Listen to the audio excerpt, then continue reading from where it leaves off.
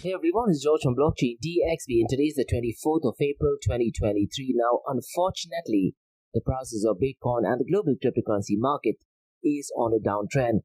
And look guys, last week, all of the cryptocurrency influencers, they were indicating that Bitcoin is heading towards the moon. Unfortunately, as I keep saying often, all price prediction guys are 100% right 50% of the time. So we'll definitely go ahead and explore what is going on in the world of Bitcoin and in reference to Ethereum, because looks like all the gains that Ethereum had on the 9th of April has completely wiped off, so definitely not ideal. So quite a lot to discuss in today's episode. And last week guys, I did talk about market and crypto asset regulations, and they were taking a vote, and looks like the vote is in effect and there are going to be massive changes that is going to take place in the year 2024. And to be honest guys, this is definitely not a positive news. So what happened on Thursday is that member of the European Parliament did approve with a majority of the vote in favor of the EU legislations for even tracing transfer of crypto assets and quite a lot of others. So we'll definitely go ahead and talk about that in today's episode. And guys, in November of 2022, there was some vulnerability so far as Trust Wallet is concerned, and we have some update regarding that. And looks like they definitely replaced the customers, and I'll go ahead and explain what that situation is all about. Now look guys, one of the biggest events that is going to take place not just for the US economy, but probably for the entire world, is the US debt ceiling.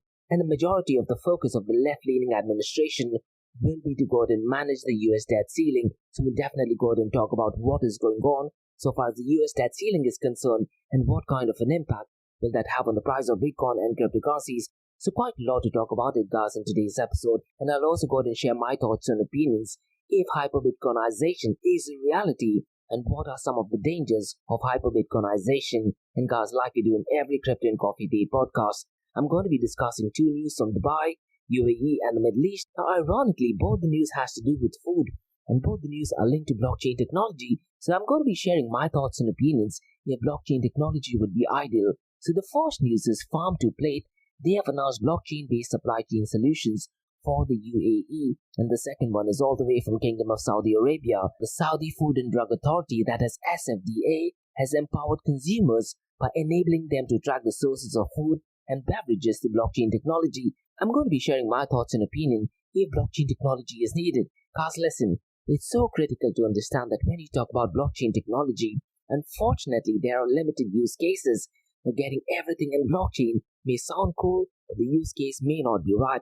I'm going to be sharing my thoughts and opinions. Now, whether you agree to it or disagree to it, mention your thoughts and comments in the comment sections below. Or you can also drop me an email to info@blockchaindxb.com. So quite a lot to cover in today's episode, so let's kickstart with it right away.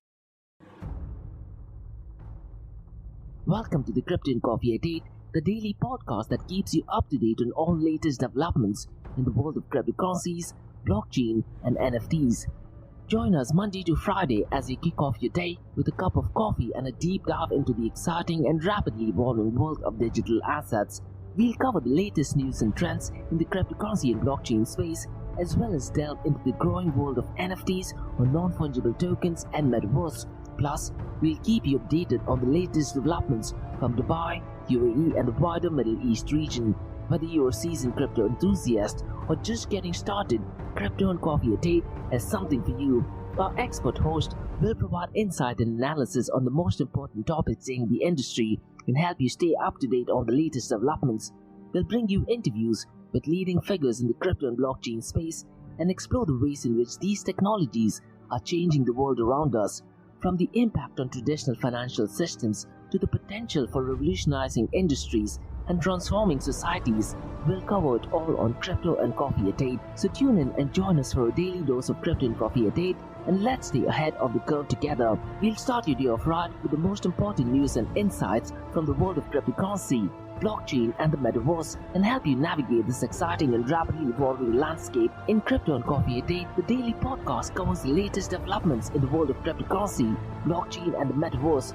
We'll also bring you updates on the latest news from Dubai, UAE and wider Middle East region. This also includes a range of topics such as developments in the local and blockchain industry, including new projects and initiatives, regulatory updates and policies related to cryptocurrency and blockchain in the region, local and regional events and conferences focused on crypto and blockchain, interviews with leading figures in Dubai, UAE and Middle East crypto and blockchain community, coverage of any significant news or events related to cryptocurrency and blockchain in the region.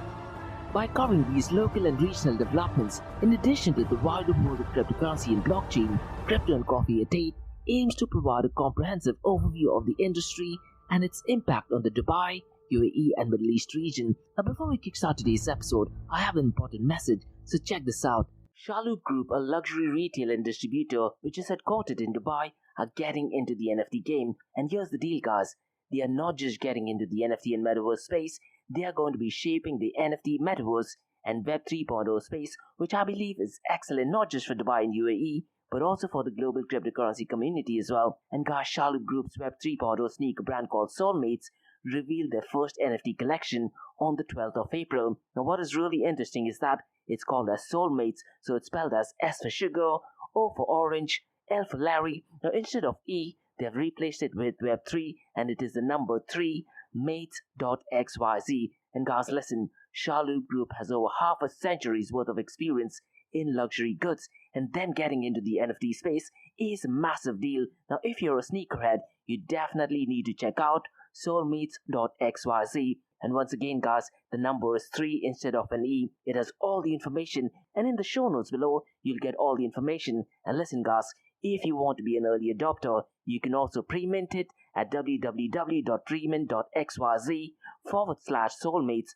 So definitely check it out. And they have a Discord community as well. And guys, Nick, who is the head of corporate innovation at Shalhoub Group and also the co-founder of Soulmates, has a WhatsApp group where he constantly provides updates in the area of NFTs, Metaverse and Web 3.0. So guys, check out soulmates.xyz and be part of the Soulmates OG NFT that is definitely going to shape the industry. Next, Startup OI is global one tech platform for tech. It offers global high-paying tech jobs with flexibility in working time and location, global free tech events, and tech networks to connect with global like-minded engineers. A brilliant platform to listen to the tech experts in Metaverse and to grab their insights. Now listen, all you have to do is download the app Startup OI. If you're using an Android version, go to Google Store and App Store for iOS devices. Alternatively, you can also click on the show notes below to download Startup OI. Next, guys, listen, if you're into fitness, if you're into adventure, if you want to do something wild but still want to keep your health in check, there is a new podcast in town, a podcast focusing on obstacle course race in the Middle East. The podcast is called the Race Pace Podcast. So check out the Race Pace Podcast across all leading platforms. And the Race Pace Podcast is a peer-to-peer community-driven podcast where they talk all about obstacle course race in the Middle East, from Sandstorm to Spartan Race, from Tough Mudder to Desert Warrior Challenge, and also the Government Gov Games, and quite a lot more. The podcast has interviews with athletes locally and internationally to get inside scoop on how athletes prepare for obstacle course race. In the podcast, they also talk about interesting stories on why they are motivated to do obstacle course race. And that's not all. They also plan to release 7 NFTs. And these NFTs are no ordinary. These NFTs will represent every emirate in the UAE. And listen, guys, these NFTs are going to be absolutely massive. So do one thing, go to Spotify, go to iTunes, go to any leading podcasting platform and search for Rise in the Obstacle Course Race podcast. And finally, guys, not your keys, not your crypto. If you have dabbled with cryptocurrencies and now are seriously getting to protect your cryptocurrencies, there is no better way to protect it by using a hardware wallet. And this is where Ledger Wallet kicks in. And Ledger Wallets are hardware cryptocurrency wallets made by Ledger, a company headquartered in Paris, France. And Ledger's hardware wallets are multi-currency wallets that are used to store private keys for cryptocurrencies offline. And Ledger offers 2 hardware wallets, the Ledger Nano and Ledger Nano X wallets. They are world-class experts with extensive crypto security backgrounds. They continuously look for vulnerabilities in Ledger products in a constant effort to improve the level of security. Now, in today's world, securing these digital assets is a critical challenge, and this is where Ledger kicks in. So click the link below to buy your hardware wallet and support this podcast. It is a brilliant way to support this podcast. So what are you waiting for? The link is in the show notes below. Now, guys, since we've taken care of that, let's kickstart today's episode by looking at the global cryptocurrency market. Now, unfortunately, the global crypto market is on a downtrend and it is at $1.16 trillion. Now, since the last 24 hours, it is down by 0.89%, and the total crypto market volume over the last 24 hours is only at $30.30 billion. This is a ridiculously low volume, guys, and since the last 24 hours, it is down by 12.34%. But the biggest metric, guys, for today is the volume in DeFi. And listen to this, guys. The total volume in DeFi is currently down to $2.53 billion. This is absolutely ridiculous. And once again, the total value locked of all DeFi protocols is below the $50 billion mark. And as of today, it is at $48.64 billion. And clearly, this is because of Lido's dominance that we still have $48.64 billion. I really am not sure what the fate of DeFi would be if he did not have the Ethereum Shanghai upgrade.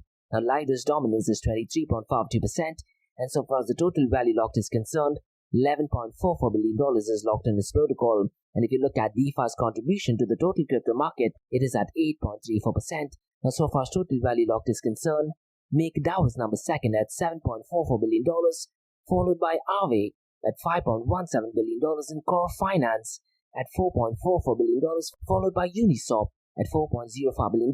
And look, guys, one trend which I've been observing, particularly when I'm looking at news regarding Dubai, UAE, and Middle East, unfortunately, since the downfall in the price of Bitcoin and cryptocurrencies, I'm not able to find many news. So what I was thinking of is, let's say if there is no news, what I'll try to do is, I'll try to break down some of the DeFi protocols. So maybe I'll try to cover MakerDAO one day, the second day I'll try to cover Aave, Core Finance, Uniswap, and quite a lot of other. What are your thoughts, guys? Alternatively, if you do have any feedback or suggestions on what I should cover, now mind you guys, I'm talking about this in days where I do not find any information that is connected to, let's say, Bitcoin, cryptocurrencies, blockchain, Web3, NFT, or Metaverse in the world of Dubai, UAE, and Middle East. So I was thinking maybe I'll cover some of these protocols so you listeners can get a better understanding of what it is. Now, so far as the volume of stablecoins is concerned, it is once again ridiculously low at $27 billion, and stablecoin accounts for 89.10% of the total crypto market 24-hour volume.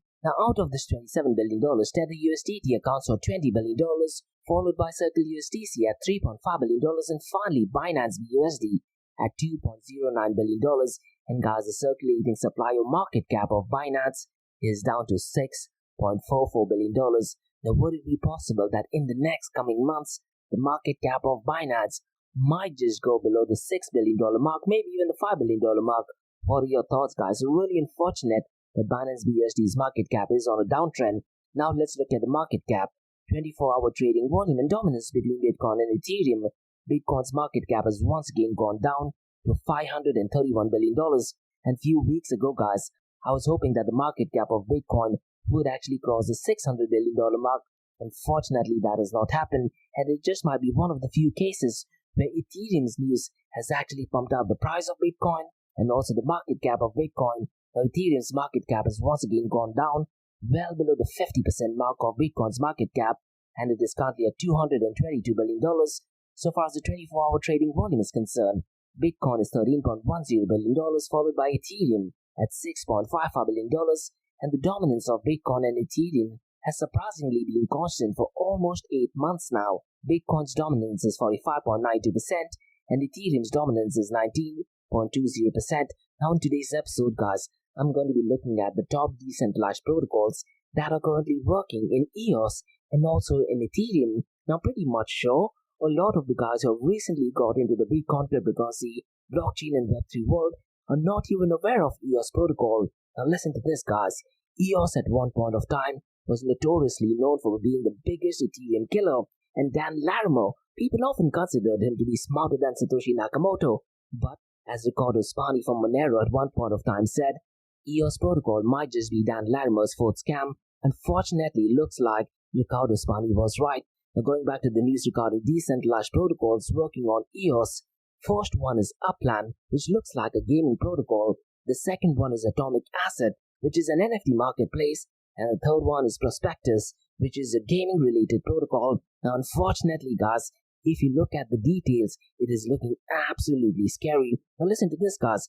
EOS at one point of time had raised $4 billion in its initial coin offering. $4 billion, and the project was a complete failure.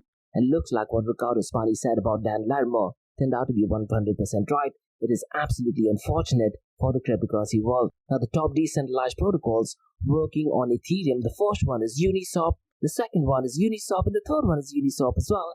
And the first one is Uniswap version 3, the second one is Uniswap Aggregator, which is more of an NFT marketplace, and finally Uniswap version 2. Now guys, let's look at the king of all kings, that is Bitcoin. It is down to $27,485. Since the last 24 hours, it is down by 0.57%. Since the last 7 days, it is down by 9.59%. But unfortunately, the biggest drawback this week has been Ethereum, and it is down to $1,841. And since the last 24 hours, it is down by 1.69%. And since the last 7 days, it is down by 12.53%. Unfortunately, it looks like, guys, the Shanghai upgrade is not turning out to be fruitful, keeping in mind the price of Ethereum, and Ethereum did actually erase all the gains from Shanghai rally, and unfortunately along with that, Bitcoin price has also gone down. And you need to understand, guys, that the second largest cryptocurrency by market capitalization has dropped to its lowest point since April 9th, and April 12th was when the hard fork actually took place, the last major step in transformation of the Ethereum blockchain from a proof of work to more energy efficient proof of stake protocol, which enabled withdrawals of some roughly around $35 billion worth of tokens locked in staking contracts. Now listen guys, Ethereum began spiking a day after the event and surged to its highest level in 11 months, and it was hovering around the $2,000 mark for most part of this past year, and Bitcoin was recently trading somewhere around the $27,200 to $27,800 mark, down for more than 3% over the past 24 hours, and has stumbled more than 10%, which is comfortably above the $30,000 mark. So this is the world of cryptocurrency, guys. The prices tends to fluctuate in an instant. Now Binance BNB is at $328, and since the last 24 hours it is down by 0.54%. Since the last 7 days it is down by 5.62%. And guys, last week I did talk about the European Union, and they did have a voting on Thursday, and looks like the members of European Parliament did actually approve with 529 votes in favor to 29 against and 14 absenteeism, the first piece of European Union legislations for tracing transfers of crypto assets like Bitcoin and electronic money tokens, making it the first major jurisdiction in the world to introduce a comprehensive crypto law. And mind you guys, this law is going to take place in 2024, and at this point of time we do not know what the law is, because if you read through the official article, the law is still taking place. Now some of the highlights which is mentioned on the official website states that a uniform legal framework for crypto asset market in the UAE is being established, and operations with crypto assets will be traced in the same way as traditional money transfers, and enhanced consumer protection and safeguards against market manipulation and financial crimes were the main agenda. Now listen guys, the market in crypto asset regulation was first proposed by the European Commission in 2020, and to pass it into law has to be approved by the Parliament and the European Union's Council, which represents the bloc's member states. But one thing you need to understand guys, the 29 people who are against this rule most likely were in favor of Bitcoin, cryptocurrencies and freedom of speech. I'm just giving my thoughts and opinions. And guys, if you actually read through what some of the members of European Parliament have said regarding Bitcoin and cryptocurrencies, it is definitely not ideal. And these were the guys who actually approved and voted in favor of this legislations. So I really am not sure this is a news that we should be celebrating, because it looks like there will be more control. And one thing which I did mention in my Crypto and Coffee Day podcast is that the European Union wants other countries to follow the same protocol. Unfortunately guys, you need to remember Bitcoin was created precisely for this reason, so there is no central entity, no government entity, and the whole definition of Bitcoin is a peer-to-peer electronic cash system. Now guys, let's discuss some news regarding Trust Wallet, and this news did actually circulate in November of 2022, so let me try to give out some information. Now Trust Wallet is a popular crypto wallet identified, and they actually identified and resolved a major wealth assembly, also called as WASM, that is vulnerability within its core wallet software library, and the issue impacted wallet addresses on Ethereum and other blockchain generated through the Trust Wallet browser extensions between the 14th of November and 23rd of November. Now this news was actually published by a website called as The Block, but if you do want to read through the official blog, and if you have been affected by it, Trust Wallet has put up an official blog, and they do have quite an FAQs and question and answer sessions as well. and they also posted a series of tweets via Twitter and they clearly mentioned that most at-risk funds are secured. Now mind you guys, $170,000 was lost due to vulnerability, but the Trust Wallet did actually assure that people who are affected will be issued refunds, and they've already created a reimbursement system to support affected users. So it looks like if you're one of them who's been affected, make sure that you go to the official blogs, but at the same time guys, you need to understand the scammy people in the cryptocurrency world. So in case if you do receive an email, and if you are someone who is affected by it, make sure that you double check the information. What I'd really recommend you to do is read through the blog, because the blog is that simple. Now guys, let's discuss about US debt ceiling. Now listen guys, in the month of July or maybe before that, there is a very high possibility that the US debt ceiling will be crossed. And last week guys, in my Crypto and Coffee at 8 podcast, I did talk about Republican House Speaker Kevin McCarthy, who was trying to negotiate with Joe Biden, and he did have one condition, that the spendings will not exceed 1%, and Joe Biden surprisingly did not like that, but it looks like Kevin McCarthy will hold a vote this week on raising the US debt ceiling and curbing spendings, as he has also accused President Joe Biden of ducking negotiations ahead of a looming default. Now it's going to be really interesting to see, because Kevin McCarthy, guys, is a Republican House Speaker and he does have a lot of power, and he has vowed to hold a vote this week on raising the US debt limit and curbing spendings. Now mind you guys, the left-leaning administration is not happy with this, and the White House has actually won the Republican plan is keen to economic hostage taking, and Biden did actually call for a clean bill to increase borrowing with no strings attached, while the Republican demands cuts to federal spending.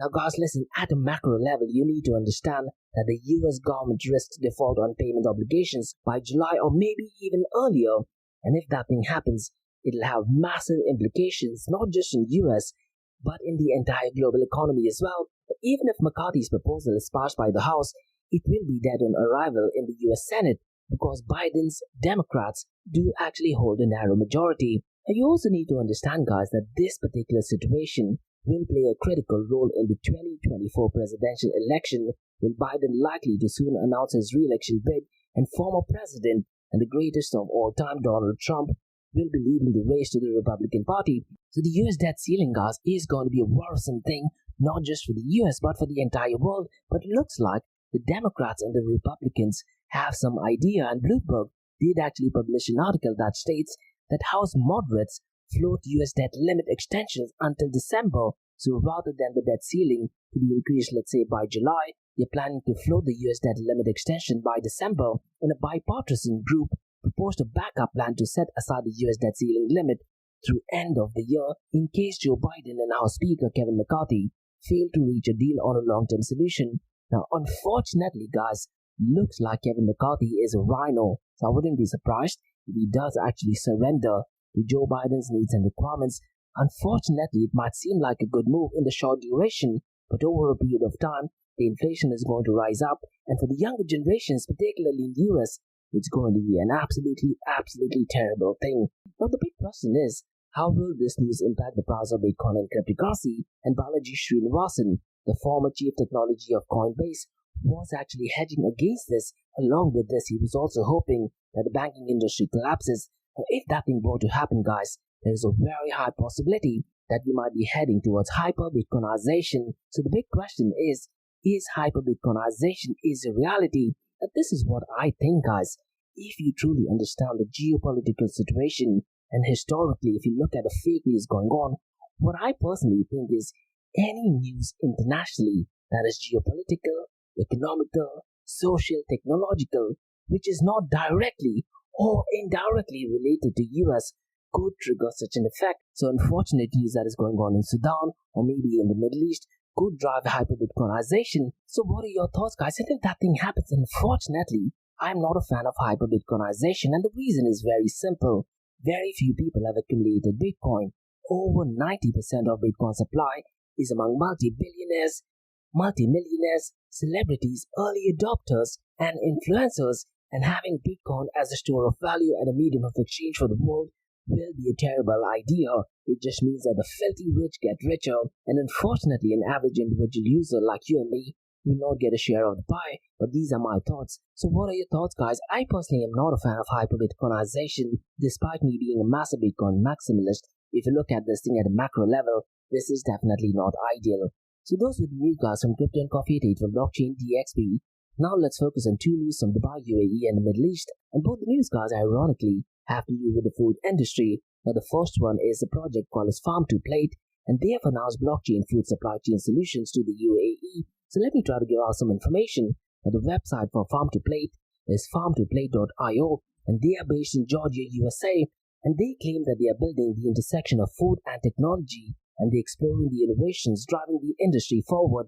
Now I did go through the website, and let's try to give out some bits and pieces of information from the website, because they're focusing on food traceability and blockchain and adhering to GS1 standards. And Farm to Plate is a blockchain-backed food supply chain solutions offering trust, transparency, and immutability to manage and maintain the quality of produce. It helps food supply chain stakeholders attain trust in each other, hold more accountability in the handling and managing food in transit. The food and beverage industry can now track and trace products powered with immutable data that can be trusted and transparent and secure with blockchain technology, and anyone can be a part of the ecosystem, fostering mutual trust, cooperation and partnership among food industry stakeholders and consumers. Now, unfortunately, guys, I don't think that blockchain technology merges with this kind of idea. I'll give you a very classic example. Let's say if you have a box of tomatoes and there is a barcode on top of the tomato box. Now, what I can do is I can remove the tomatoes, I can put the low grade value tomatoes inside the box, and I can still scan it. And what blockchain technology will do is they will only take bits and pieces of information that is on the barcode. So using blockchain technology would actually make fake products appear as genuine. So unfortunately, supply chain management is not the ideal use case for blockchain. But let me try to give us some news so far as what they're planning to do in UAE. Now, Farm to Plate has developed a service as a solution blockchain solutions for the food supply chain in the UAE, and the solution aims to reduce waste and bolster food security. And the UAE, guys, as you know, is experiencing rapid growth in its food and beverage industry as well, but supply chain inefficiencies and high food wastage rates still persist, and blockchain technology is emerging as a game changer for these problems. And Farm to Plate's blockchain-based track and trace solution provide reliable data on demand levels and support sustainable agriculture and improved farmer economics, and the technology can track the movement of food in real time and ease regulatory compliance. And once again, guys, just think of it.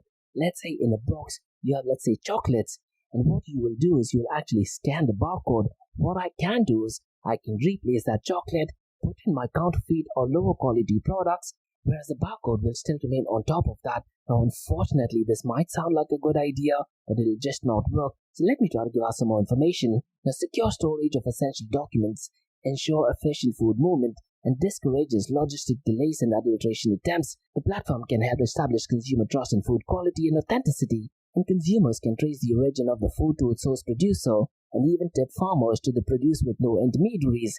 And the UAE's strong focus on technology-driven enablement positions itself as a global leader in the adoption of emerging technologies, and Farm to Plate's partnership with the Seed Group promises to bring lasting change to UAE's food ecosystem, and Gaza's goal is to achieve the top rank on the Global Food Security Index by 2051. And the solution aims to reduce food wastage and spoilage, enable greater food availability, and foster sustainable agricultural practices. The solution leverages cutting-edge blockchain technology to revolutionize the food supply chain, and the solution ensures a brighter and more secure future for farmers, manufacturers, and consumers alike. And government interventions and regulatory change may be necessary to drive such a change, and blockchain technology offers increased efficiency, reduced food wastage, and improved trust in the food supply chain. Unfortunately, guys, I 100% do not agree to it. Looks like this is a great marketing tool to promote blockchain technology, and Farm to Plate's platform empowers farmers with the data and tools they need to make informed decisions,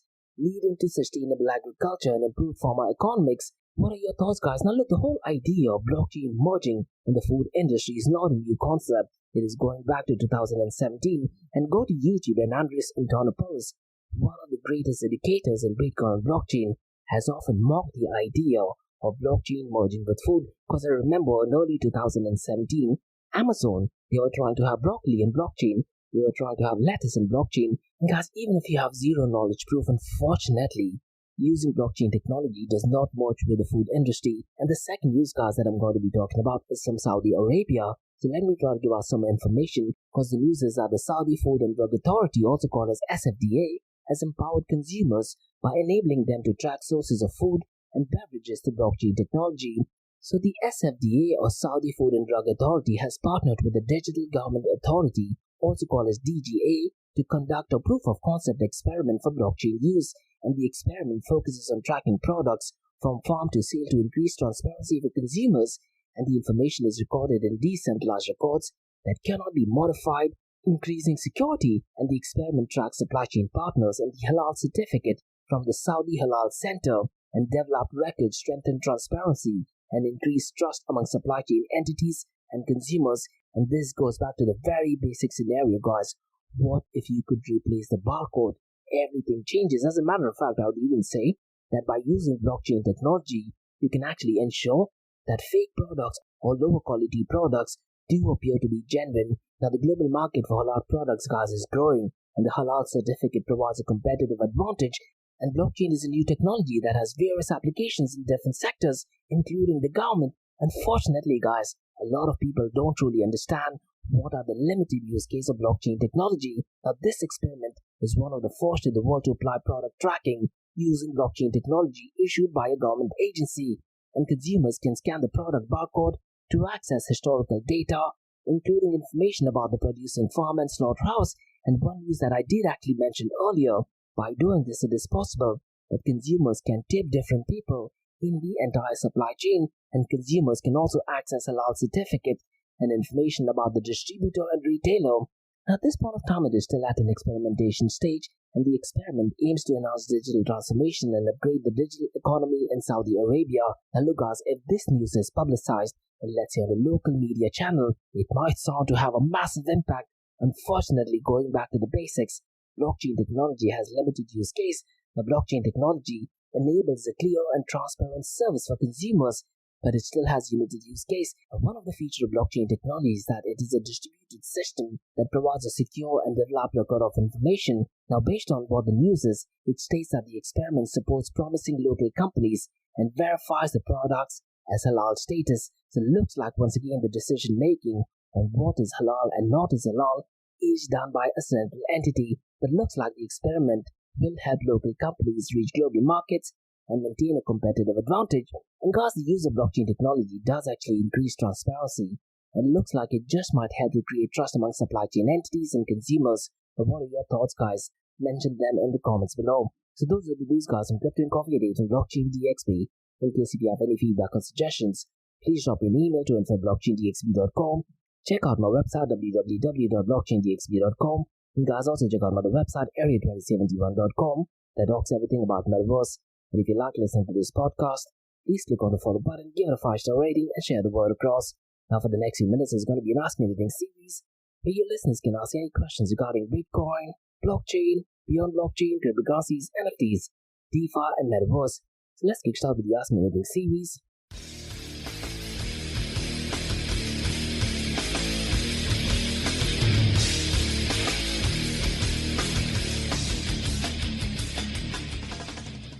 Hey everyone, it's George from Blockchain DXB. Listen to the Ask Me Anything series where your listeners can ask any questions regarding Bitcoin, blockchain, beyond blockchain, cryptocurrencies, NFTs, DeFi, and Metaverse. I have a question by Kareem who asks, do you think central banks will go after stablecoins? Now, Kareem, I have mentioned this thing several times in my past.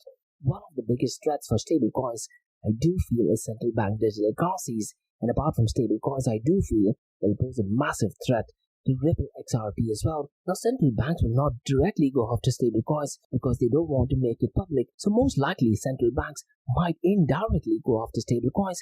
But again, Kareem, if you look at the volume of stablecoins, it is so ridiculously low. It could be possible that central bank digital currencies or central bank issuers might completely ignore stablecoins as well. Because one thing which I've been observing, particularly since 2022, is that the volume of stablecoins has been on an absolute downfall. So to answer your question, I don't necessarily think that central banks will actually go after stable coins, but what they will do is they'll try to create some negative news regarding, let's say, stablecoin issuers. And one of the biggest drawbacks, which I've often said, is Tether USDT might just be the most notorious player in the history of cryptocurrencies, and the black swan event in the world of cryptocurrency might just be Bitfinex's Tether. Now, unfortunately, if central banks were to go after Tether USDT directly or indirectly, it will have absolutely terrible consequences, not just for Tether USDT but also the price of Bitcoin. Now, I'm not a massive detractor of central bank digital currency as such, because I do believe that they do have some brilliant use case.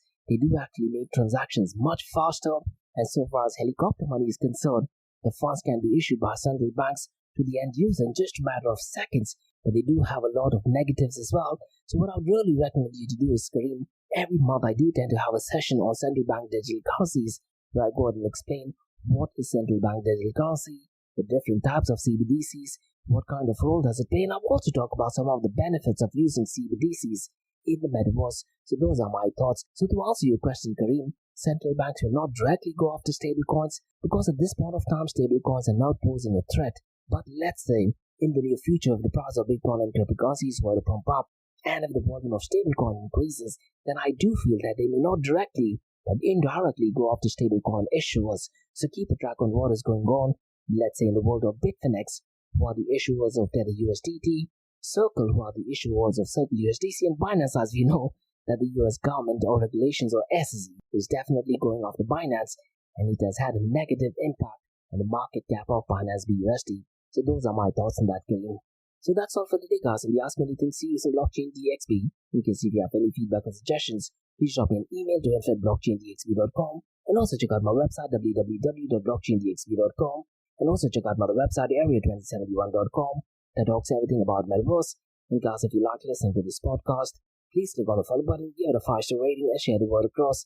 And remember, guys, Monday to Thursdays, 8 a.m. to 8:30 a.m. we have Crypto and Coffee at 8, where we cover top news and information pertaining to Bitcoin, blockchain, beyond blockchain, cryptocurrencies, NFTs, Defi, and Metaverse. And now the series of episodes into Crypto and Coffee at 8 works is we usually cover some top news and information pertaining to the price of cryptocurrencies, some major breaking news, occasionally short and sweet news as well. Use that as an impact in the cryptocurrency world. The other two news and information is related to Dubai, UAE, and Middle East in the world of Bitcoin, blockchain, beyond blockchain, cryptocurrencies, NFTs, DeFi, and Metaverse. And what you're listening to right now is the Ask Me Anything series, where your listeners can ask any questions regarding Bitcoin, blockchain, beyond blockchain, cryptocurrencies, NFTs, DeFi, and Metaverse. Thanks so much for listening, and have a nice one. Bye-bye.